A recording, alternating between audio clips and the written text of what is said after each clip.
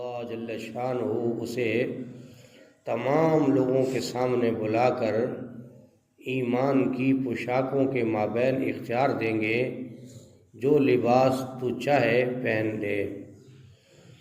رسول اللہ صلی اللہ علیہ وسلم نے ارشاد فرمایا، جو شخص قدرت رکھنے کے باوجود قیمتی لباس ترک کر دے اور اللہ جل شانہ کے لیے عاجزی کرتے ہوئے ایسا عمل کرے، قیامت کے دن اللہ جل شانہ اسے تمام لوگوں کے سامنے بلا کر ایمان کی پوشاکوں کے مابین اختیار دیں گے کہ جو ان میں سے چاہے پہن لے۔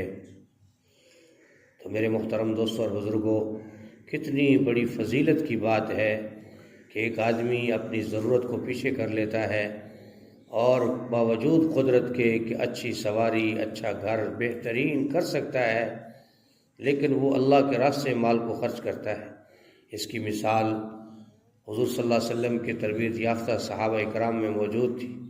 حضرت ابوبکر صدیق رضی اللہ تعالیٰ عنہ مسلمانوں کے پہلے خلیفہ ہیں، امیر المومنین ہیں، حاکم ہیں، حکمران ہیں۔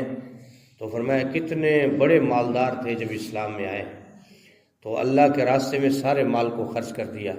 نبی کریم صلی اللہ علیہ وسلم فرمایا کرتے تھے، ابو بکر میری امت میں سے وہ شخص ہے کہ جس کے مال نے سب سے زیادہ مجھے اور اسلام کو فائدہ پہنچایا۔ تو فرمایا کہ قدرت رکھنے کے باوجود جو بندہ ایسا کرتا ہے کہ وہ اپنا قیمتی لباس نہیں پہنتا، سادہ لباس لیتا ہے، ایک جوڑا 10,000 کا بھی آتا ہے، ایک آدمی کا ایک سوٹ 2,000 میں بھی آتا ہے، 1,500 میں بھی آتا ہے، تو چلو درمیانہ وہ 2-3 ہزار کا لے لے، لیکن زیادہ تکلفات کی زندگی بھی اللہ اور اس کے رسول کو پسند نہیں ہے۔ تو فرمایا کہ جو آدمی باوجود قدرت رکھنے کے سادہ لباس پہنتا ہے اور اس لیے پہنتا ہے کہ میرا اللہ مجھ سے راضی ہو جائے، میں اس مال کو بجائے ادھر ادھر خرچ کرنے کے اللہ کے راستے میں لگا دوں، کسی غریب پر، مسکین پر، کوئی جو ہے ایسا یتیم بچہ ہے یا کوئی ایسی جگہ ہے جہاں لگنا میں مناسب سمجھتا ہوں کہ یہاں پیسہ لگا دیا جائے، تو فرمایا وہاں جب لگا دے گا تو اللہ پاک اس پر خوش ہو کر کیا کہیں گے؟ دیکھو اللہ کائنات کے بادشاہوں کا بادشاہ ہے، حاکم ہے، وہ ہر روز اپنے قوانین کو زمین و آسمان پر اتارتا بھی ہے اور لے کے اوپر بھی جاتا ہے۔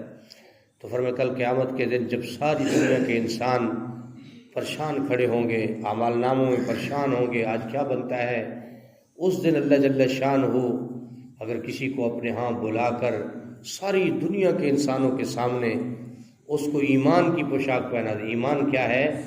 فرمایا جس کے دل میں رتی بھر ایمان ہوگا، قیامت کے دن اس کو اللہ جہنم کی آگ سے نکالے گا۔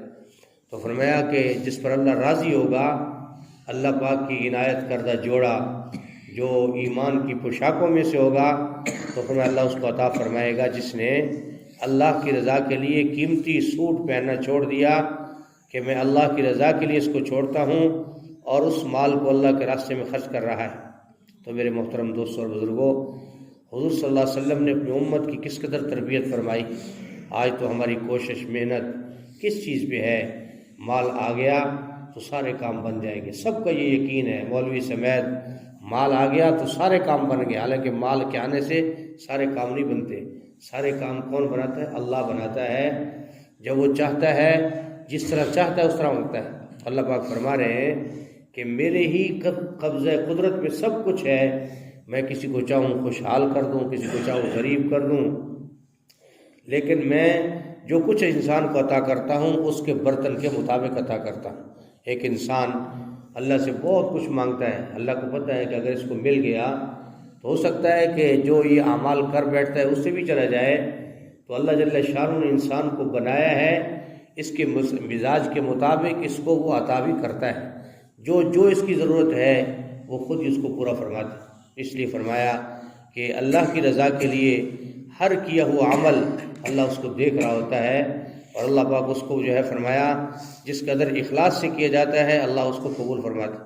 تو کیا فرمایا کہ قیامت کے دن اللہ پاک اس کو اختیار دیں گے کہ ایمان کی پوشاکوں میں کے مابین جس میں جو تو چاہے وہی تجھے آج ملے گا، اس لیے کہ تو نے میری رضا کی خاطر فرمایا کہ دنیا میں اپنے قیمتی تکلفات کو چھوڑ دیا اور تکلفات سے جو ہے فرمایا باز رہا۔